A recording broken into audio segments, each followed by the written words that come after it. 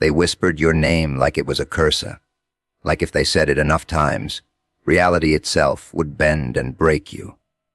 They sat in rooms full of doubt, stitching together fear like some cheap magic trick, convinced you'd fold, convinced you'd disappear quietly. But something went wrong. Because while they were busy casting shadows, you were learning how to walk in the dark without fear. While they were hoping for your silence, you were sharpening your voice into something dangerous, something unforgettable. And then that message came in, not to you, to them. A name they never expected, power they never planned for, a signal that something bigger had stepped into the game. Suddenly their confidence cracked, their laughs got quieter, their certainty turned into questions. Because the moment they thought they had control was the exact moment they lost it, and now? They're watching you differently, not like a victim, but like a problem they don't know how to solve. They looked at you and saw something small, something temporary, something easy to erase. Not because you were weak, but because it made them feel stronger to believe that. It's funny how people rewrite reality just to protect their fragile sense of control. They don't study you, they label you. They don't understand you, they reduce you. And once they've convinced themselves you're nothing special, they relax, they get careless. That's where it begins. Because underestimation isn't just a mistake, it's an invitation, an open door. A blindfold they willingly put on while standing right in front of you.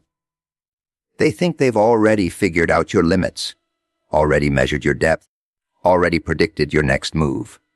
In their minds, you're simple, predictable, contained. But you're not playing the game they think you are. While they laugh, you listen. While they talk, you observe. Every word they throw at you, every glance, every subtle attempt to push you down, you collect it. Not as pain, but as data. Because the moment someone underestimates you, they stop guarding themselves. They reveal everything without realizing it. Their habits, their fears, their patterns, their weaknesses. And the best part, they don't even know they're being watched. They think you're still trying to prove yourself. Still desperate for validation. Still stuck in the same place they left you. But you moved long before they noticed. You changed in ways they can't measure. You grew in silence, in the shadows they thought would suffocate you. They never understood that pressure doesn't destroy everyone. Some people become something else entirely, and that's what makes underestimation so dangerous, because it doesn't just give you time. It gives you space to evolve without resistance, space to become uninterruption, space to become unpredictable. They created their own illusion of superiority, or stay to be an own illusionate superiority, and now they're trapped inside it. Every move they make is based on a version of you that no longer exists. Every plan they form is already outdated. They're fighting a ghost while the real version of you is standing somewhere else entirely watching.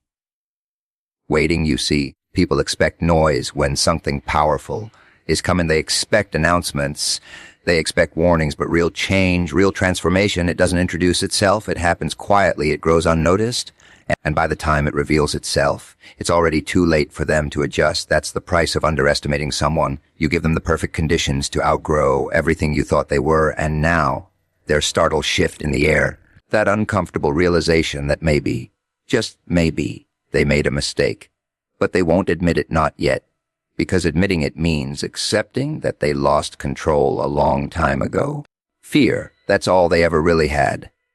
Not strength, not vision, not control, just fear dressed up in louder voices and sharper words, pretending to be power. They leaned on it like a crutch, like if they pushed hard enough, spoke aggressively enough, created enough pressure, you'd break right on schedule. Because fear is easy. It's cheap. It spreads fast. You don't need intelligence to use it, just insecurity, and a need to dominate something, anything, to feel less small inside. So they built their entire approach around it. Every look they gave you, every word they chose, every move they made, it was all designed to make you doubt yourself, to make you hesitate, to make you shrink, to make you question whether you even belong in the space you were standing in and, for a moment, maybe it worked. Maybe there was a second where you felt it crawl under your skin. That quiet tension in your chest, that voice in your head asking if they might be right, that's what they were counting on. That tiny crack in your confidence where their fear could slip in and start growing roots. But here's the part they never understood. Fear only works when it's accepted. And you didn't accept it. You studied it. You felt it? Yeah, but instead of running from it, you turned around and looked it straight in the eye. You started to recognize its patterns. The way it shows up loud but hides something weak underneath. The way it tries to rush you, confuse you, overwhelm you, because it knows it can't survive in clarity. So while they kept using fear like a weapon, you turned it into a map. Every attempt they made to intimidate you became a clue. Every moment they tried to shake you revealed how unstable they actually were. Because people who rely on fear aren't in control, they're desperate. They need reactions. They need you to respond, to flinch, to give them something that confirms their illusion is working. And when you didn't, when you stayed still, when you stayed silent, when you refused to play your assigned role, that's when things started to shift. Because fear without reaction dies, it loses its energy. It collapses under its own weight.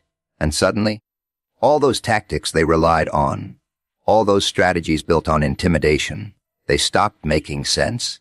Now they're stuck because they don't know any other way to operate.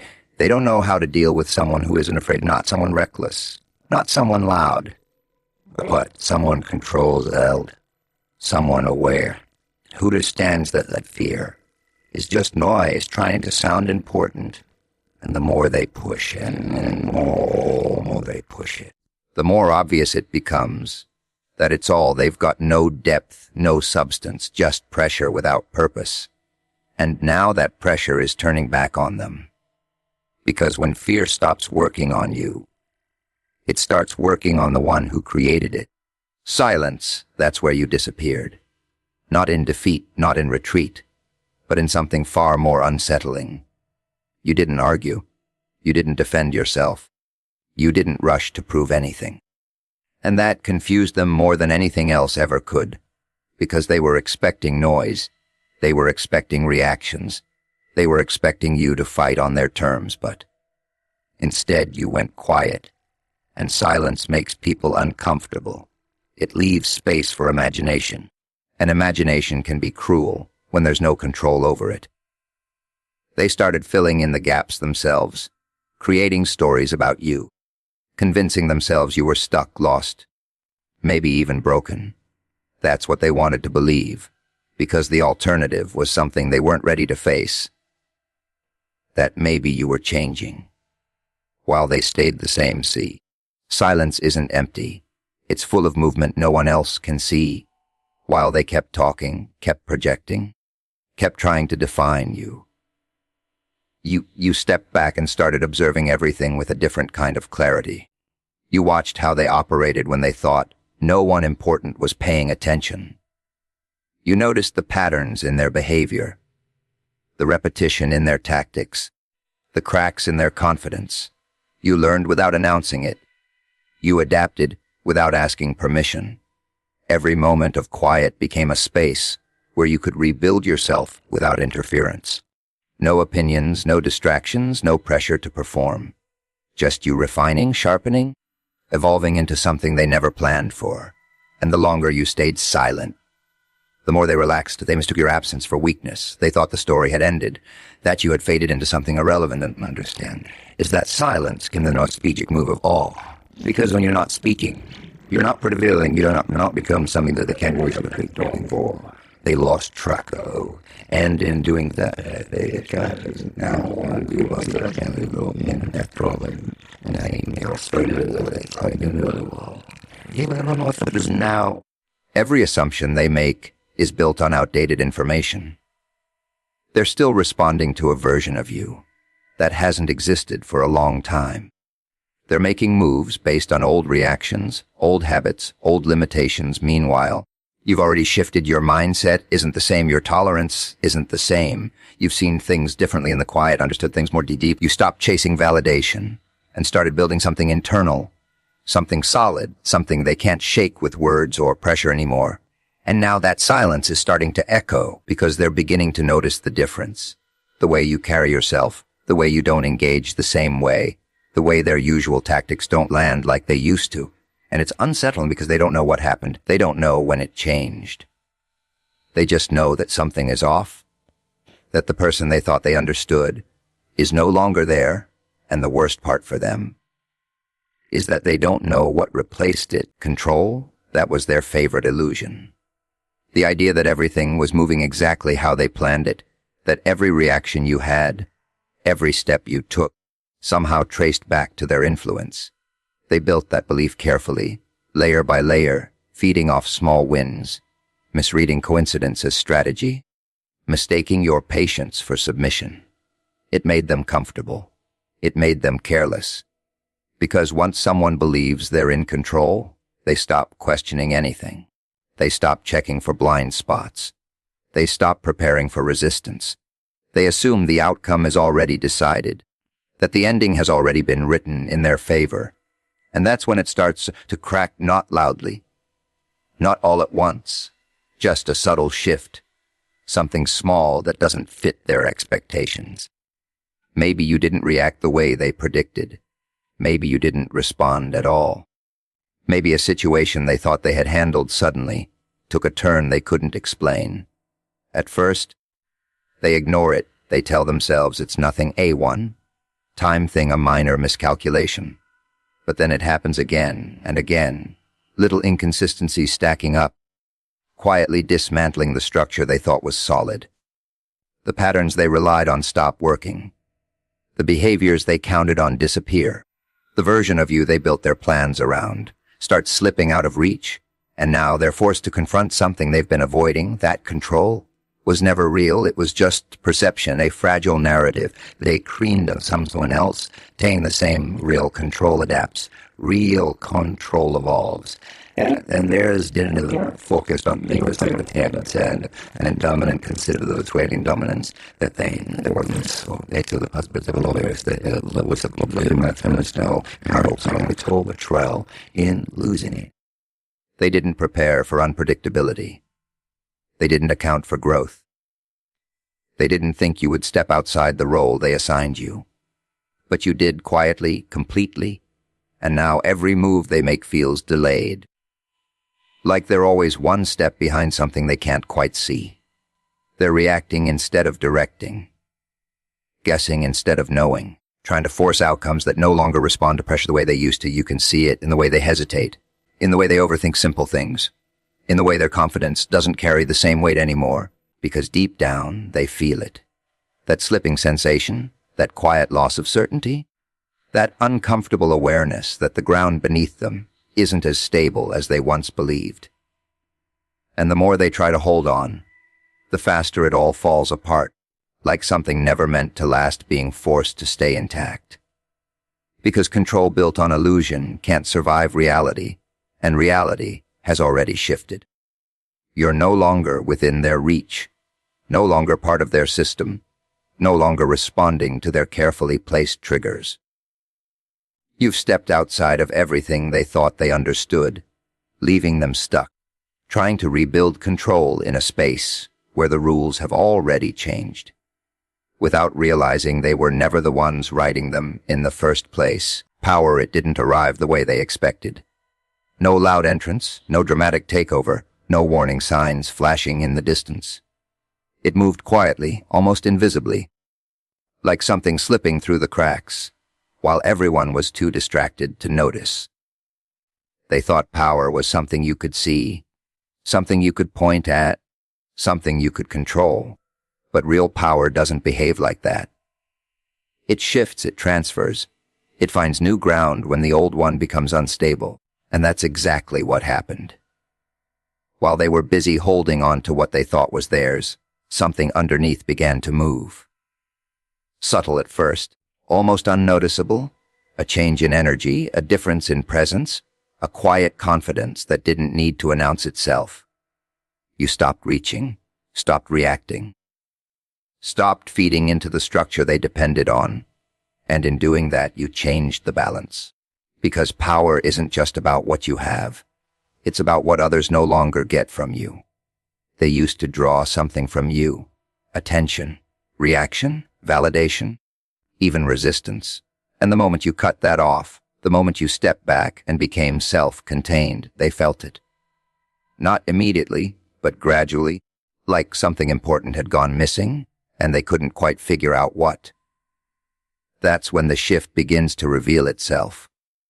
Not in you, but in them. They start pushing harder, trying to get the same responses, trying to recreate the same dynamics, but it doesn't work anymore because the source has changed. You're no longer participating in the same exchange.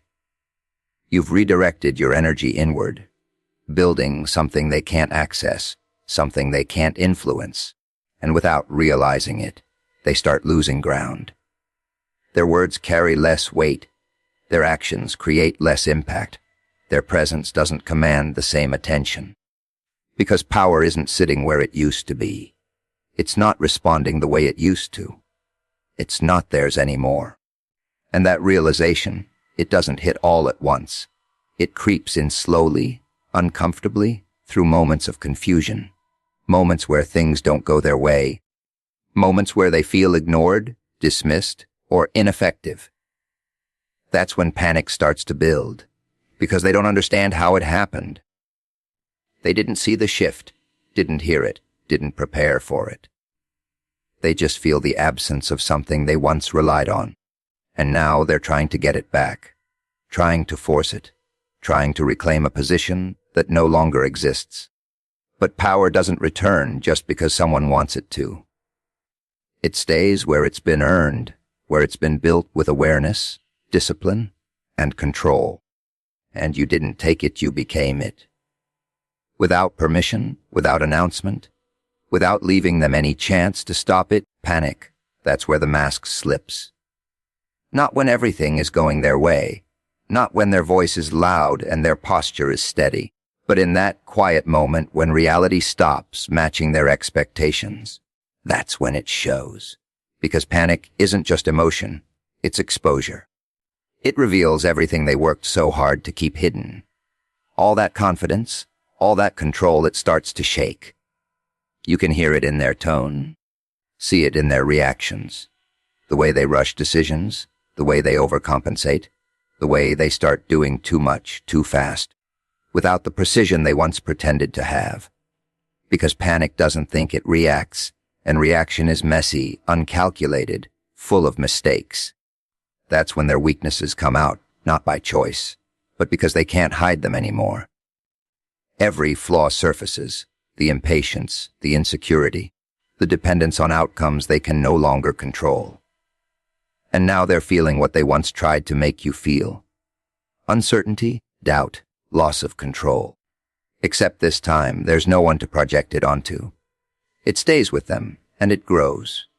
Because panic feeds on confusion, and confusion is exactly where they are. They don't understand why nothing works anymore, why their words don't land, why their presence doesn't carry weight. And the harder they push, the more obvious it becomes that it was never real strength, just pressure without foundation. Now everything they built starts unraveling, right in front of them, and no matter how hard they try to hold it together, panic has already taken over. At some point, the shift becomes undeniable. Not loud, not dramatic, not announced, just a quiet realization that settles in. They feel it before they understand it. Something about you isn't the same. You're not reacting, not engaging, not available in the ways they once relied on. And that's when everything flips. Because once someone stops being predictable, they stop being controllable. And once they stop being controllable, they become a problem. Not something that can be managed, pressured, or manipulated, but something undefined, something uncertain. And uncertainty unsettles people. Now they watch you differently, not casually, but carefully, trying to understand what changed, where they lost control. Because now every move you make carries weight, even your silence. There's intention in it, control in it, a presence that doesn't need to prove itself. And that's what disturbs them. You don't fit into their categories anymore. Don't respond to their patterns. Don't give them anything familiar to hold on to. And without that familiarity, they lose confidence. They hesitate. They second guess. Because they don't know what you might do. Not because you're loud or aggressive, but because you're steady, aware, unshaken. And now you're not part of their environment anymore. You're affecting it. Changing it. Forcing them to adjust. And the more they try to understand you, the more it slips away. Because you're not operating on their level anymore. You've become something they didn't prepare for. Something they can't define. And that's what makes it dangerous. Because the moment someone becomes a problem they can't solve, they stop being something they can control.